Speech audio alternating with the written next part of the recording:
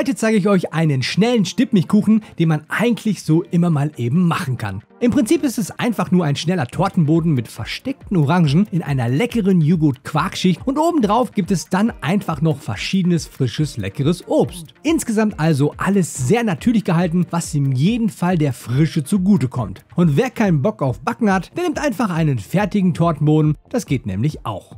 Für diesen leckeren Kuchen benötigt ihr Mehl, Backpulver, Eier, Zucker, Vanille, Quark, Joghurt, Sahne, Honig, Gelatine. Ich habe mal gemahlene Gelatine genommen, Zitrone, verschiedene Beeren, zum Beispiel passen Blau- und Himbeeren ganz gut, aber auch ganz saisonales Obst und ihr braucht auch noch ein paar Orangen.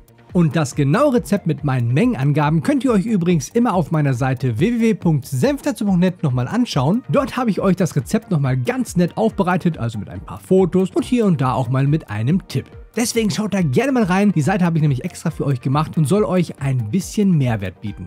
Fangen wir direkt an und zwar mit dem Tortenboden. Dafür müsst ihr mal eben das Backpulver zum Mehl geben und kurz einfach mal umrühren. Dann gebt ihr die Eier in eine Schüssel und schlagt diese einfach mal richtig schön auf. Wenn das Ei deutlich an Volumen gewonnen hat, gebt ihr die Vanille und den Zucker hinzu und lasst alles ruhig nochmal so 2-3 Minuten rühren, damit sich der Zucker auch gut auflösen kann. Wer möchte, kann dann noch ein paar Zesten Orangenschale hinzugeben, das ist aber kein Muss.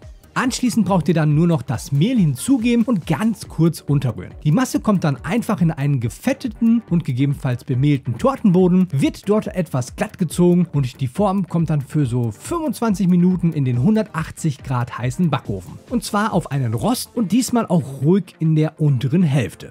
Ist der Boden dann fertig, holt ihr ihn raus, kühlt ihn ein bisschen ab, holt ihn dann aus der Form und lasst ihn vollständig auskühlen. Und wie am Anfang bereits gesagt, könntet ihr eigentlich auch einen fertigen Tortenboden nehmen, allerdings schmeckt ja selbstgemacht immer ein bisschen besser. Habt ihr dann aber einen kalten Tortenboden, geht es auch direkt weiter. Den Tortenboden könnt ihr nämlich ganz kurz vorbereiten, indem ihr auf dem Boden einfach einen Back- bzw. einen Tortenring gebt und ihn genauso ausrichtet, wie das in Maß ebenso ist. Für die abgewandelte Stippmilch presst ihr euch mal eben die Zitrone aus und gebt sie zusammen mit der Gelatine in eine kleine Schüssel, verrührt alles kurz einmal und lasst es dann so für 5 Minuten quellen. In der Zeit gebt ihr in einen Behälter den Quark, den Joghurt, den Honig und gegebenenfalls noch etwas Vanille und rührt alles einmal kurz unter. Dann schlagt ihr die Sahne steif, die ihr danach einfach nach und nach in die Quark-Joghurtmasse unterrühren müsst. Die Gelatine müsst ihr dann nur noch ganz kurz erwärmen und flüssig werden lassen, dann mit etwas von der Quark-Joghurtmasse vermischen, sodass die Temperatur angeglichen wird und dann einfach mit der kompletten Quark-Joghurtmasse verrühren. Dann entfernt ihr einfach nochmal kurz die Schale der Orangen und schneidet sie einfach in dicke Scheiben. Ja, wie einige wahrscheinlich festgestellt haben, habe ich diese Szene gerade ein bisschen falsch überlegt. Und zwar habe ich mir, als ich das gemacht habe, Gedanken darüber gemacht, wie ich das besonders schön aussehen lassen kann. Und ich habe nicht darüber nachgedacht, ob das hinterher, wenn ich die Kuchen auch anschneide, auch wirklich sinnvoll ist. Deswegen kann ich euch an dieser Stelle einmal ganz kurz den Tipp geben, schneidet die Apfelsine nicht einfach nur in Scheiben, sondern schneidet sie am besten direkt in Würfeln und legt dann die Würfel rein. Ich glaube, das ist auf jeden Fall der bessere Pro-Tipp.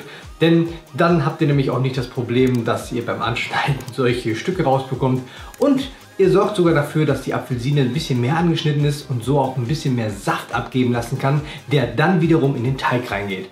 Also, merkt euch das und jetzt geht's weiter. Die Orangen kommen dann mit einem Klecks der Quark-Joghurtmasse in den Tortenboden. Darüber könnt ihr dann die restliche Quark-Joghurtmasse geben und wer möchte, könnte in die Quark-Joghurtmasse auch nochmal ein paar Beeren reingeben, denn wenn man den Kuchen hinterher anschneidet, dann sieht das immer ganz nett aus. Der Kuchen kommt dann erst einmal für einige Stunden in den Kühlschrank, damit er richtig schön fest und kalt werden kann. Denn kalt schmeckt er natürlich am besten. Und wenn der Kuchen dann fertig ist, entfernt ihr einfach vorsichtig den Tortenring und gebt anschließend nur noch die verschiedenen Beeren darüber. Verteilt die Beeren einfach, so wie ihr das möchtet, da muss man wirklich nichts beachten.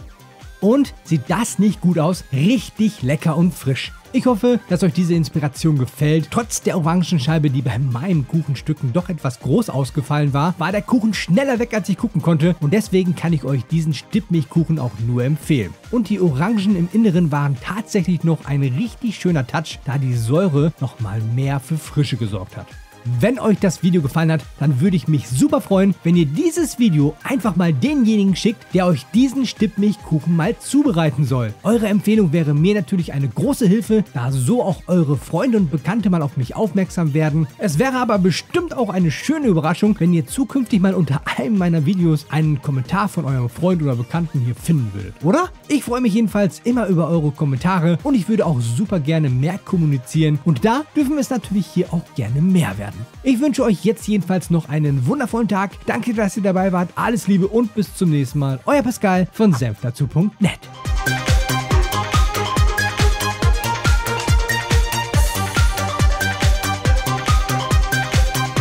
Und?